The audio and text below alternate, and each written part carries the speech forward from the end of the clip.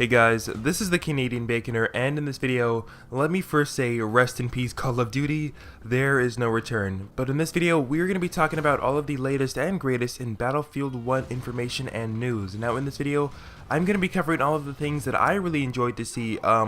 Everything may not be included in this video because it is solely based off of my opinion. First off, there are going to be 4 classes in this game like we had in Battlefield 4, Assault, Medic, Support, and Scout. Now the Assault class from Battlefield 4 has pretty much been split up into 2 classes, Assault and Medic. The Assault guy is going to be having SMGs, he's going to be the guy in the front lines, run and gun, those sorts of things, and then we will be having the Medic that is solely going to be focused on reviving and helping the other teammates. I'm pretty sure they're going to be having SMGs as well, or just somewhat less powerful weapons.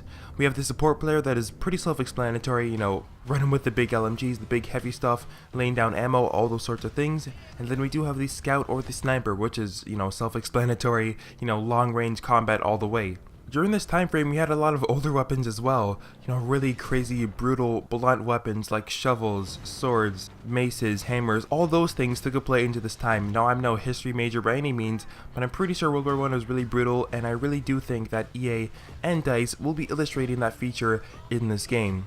Along with the advancement of weapons, we had a lot of technical advancements as well, having attachments, nothing crazy like laser sights, but just attachments like scopes, and even bayonets being attached to your guns. Also, we have that big flamethrower guy, he looks really powerful. I'm kind of curious as to how that's going to work because it seems like more of a battle pickup thing because I doubt everyone's going to run around with a flamethrower, or maybe they could do that where you just have like a slower walk speed or whatever, but I doubt that would be enjoyable for anybody playing the game. Also, something that the developers talked about a lot was the high quality and high level of destruction being implemented into Battlefield 1. Nothing like Battlefield 4 or Battlefield 3. Levolution was really fun in that game, but I'm pretty sure after seeing the Siege of Shanghai Tower fall 1,000 times, it got a little bit boring and a little bit repetitive. It seems as though this time around, the devs are going to be ramping up the level of destruction similar to what we had in Bad Company 2 and the older Battlefield titles. We saw the plane actually crash into that tower there, and you see all those different pieces actually crumble to the ground. I'm really hoping that applies to more than just like the small stuff. I want it to apply to the bigger buildings and trenches and all those sorts of things as well. Now this micro destruction is also going to apply to the vehicles like tanks and buggies and planes. Now moving on to vehicles. Now back in World War I, tanks were still sort of a new thing. Everyone had a different way of designing their tanks, which meant different damage outputs and different handling.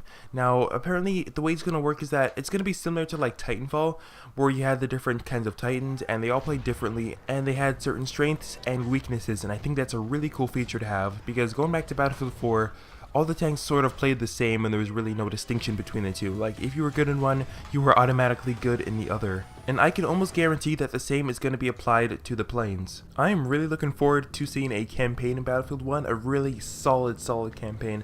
We are actually going to be able to play as multiple people in this World War I setting, and I'm going to assume this is going to be based off of some form of reality, some backstory to these characters so that we feel more attached, and obviously it's World War I, so the heartstrings will be pulled in the story. I really want to see a nice compelling story in Battlefield 1 this time around because previously the older Battlefield titles had really weak campaigns. Now last but not least, we have horses in the game. It looks really cool. There's no like official gameplay or anything, but you guys saw in the trailer we had a lot of cavalry charges as well as that lady on her horse going into battle. That looks really sick, and I cannot wait to see how it feels to be riding on a horse, going through a trench and stabbing somebody with your bayonet. That just sounds ultra epic. Like I said before, these are the things that I wanted to talk about in this video. There's probably a lot more information on Battlefield 5.